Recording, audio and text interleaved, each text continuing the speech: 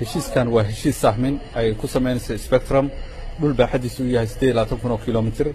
oo inta badan ay leedahay dhulkii ay Shell oo u lahayd concessionka ama heshiiska u lahayd dhulkaas oo ku teedsan xeebta Soomaaliya ay ka sameynaysaa baaris dhulkaas sida aan rajaynayno waxa la filayaa inuu ku jiro kheyraad badan si marka kheyraadka ku jiro oo tuhunka ah aan ugu badna macluumaad dhab ah ay sameyn doontaa sahanka markay dhamaato kadib macluumaadku wuxuu ku soo wareegayaa dawladda Soomaaliya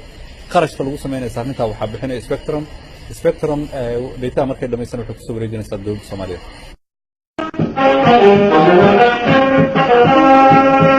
وسؤال تأويني ذلك يا إسكالي وسؤال تأويني ذلك يا إسكالي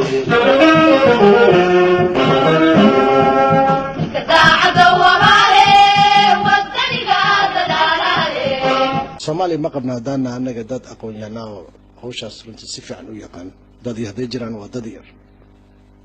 shirkadaha ajnabiga adduunka ayaga ka shaqeysto marka shirkadaha heshiis in la gal waa sharci lagu dhaqana la sameeysto waay dadka Soomaalida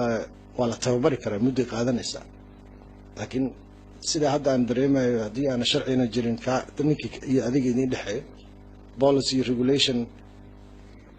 waxay lagu qaybsan karaan ayna jirin dhibaatada kale ugu weyn oo jirto meesha waxa way ma jiraba ma resource beer la beerayo xilligan Professor Abdi Mahmoud Siyaad oo sanadkii 1997 dalka Koonfur Afrika ka howlgalay sidii dawladii ANC ee African National Congress uga caawiyo sidii lagu guri lahaa